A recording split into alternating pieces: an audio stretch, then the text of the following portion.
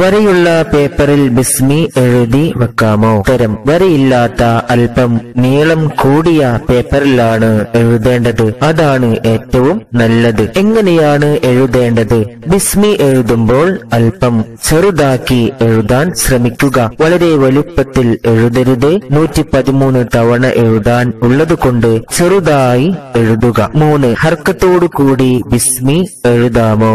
ഹർക്കത്തോടു കൂടി ബിസ്മി എഴുതാമെങ്കിലും ഹർഫുകളുടെ ശക്തി വരുന്നത് ഒറ്റ അക്ഷരമായി എഴുതുമ്പോഴാണ്. അതിൽ പല ഹിക്മത്തുകളും ഒളിഞ്ഞിരിക്കുന്നുണ്ട്. അതിനാൽ ബിസ്മി എഴുതുമ്പോൾ ഹർക്കത്തുകൾ ഇടാതെ ഒറ്റ അക്ഷരമായി തന്നെ എഴുതുക. 4. എഴുതുമ്പോൾ തെറ്റിപ്പോകുന്നു. അതിനെന്താണ് പരിഹാരം? 19 അക്ഷരമുള്ള ബിസ്മി 18ആയി പോകുന്നു. ബിസ്മി തെറ്റാതിരിക്കാൻ എഴുതുന്നതിന് മുമ്പ് തന്നെ ഒറ്റ അക്ഷരമായി ഈ രൂപത്തിൽ എഴുതി പ്രാക്ടീസ് ചെയ്യുക.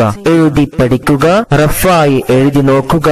ശേഷം എഴുതിയാൽ തെറ്റില്ല അനുഭവം. 5. ബിസ്മിയിൽ എത്ര അക്ഷരങ്ങളാണ് ഉള്ളത്? 19 ആണോ അതോ 20 ആണോ? ബിസ്മിയിൽ 19 അക്ഷരമാണ് ഉള്ളത്. റസ്മുൽ ഉസ്മാനി പ്രകാരം 19 അക്ഷരമാണ് ഉള്ളത്. ഖുർആന്റെ ലിപിയായി റസ്മുൽ ഉസ്മാനിയാണ് അംഗീകരിച്ചിട്ടുള്ളത്. അതിനാൽ ബിസ്മിയിലെ റഹ്മാനി ഒറ്റയായി എഴുതുമ്പോൾ മീമിന് ശേഷം അലിഫ് എഴുതാൻ പാടില്ല.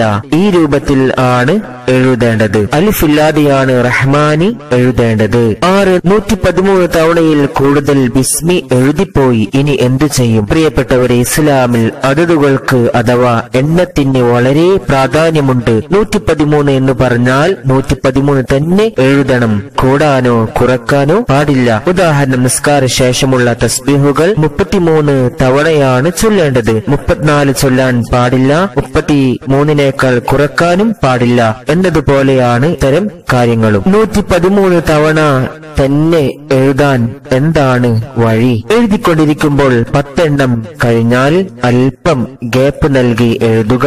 കൂടുതൽ ഗ്യാപ്പ് ഇട്ട് എഴുതരുത്. അല്ലെങ്കിൽ എഴുതിക്കൊണ്ടിരിക്കെ എത്ര എണ്ണമായെന്ന് കണക്കാക്കി 113 തവണ തെറ്റാതെ എഴുതാം. 8. അശുദ്ധിയുള്ള സമയം സ്ത്രീകൾക്ക് ബിസ്മി എഴുതി വെക്കാമോ?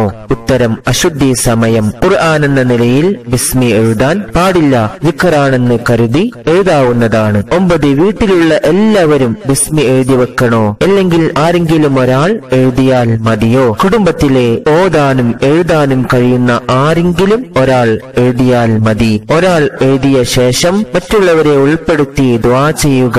അതാണ് വേണ്ടത്. 10. എഴുതുന്നതിന് മുമ്പ് എന്തെല്ലാം ശ്രദ്ധിക്കണം? എഴുതാൻ ആരംഭിക്കും മുമ്പ് വുളൂ ചെയ്യുക. 2 റക്അത്ത് സുന്നത്തുല്ലാഹിന് വേണ്ടി നിസ്കരിക്കുക. ഖിബ്ലക്ക് മുന്നിട്ട് എഴുതുക.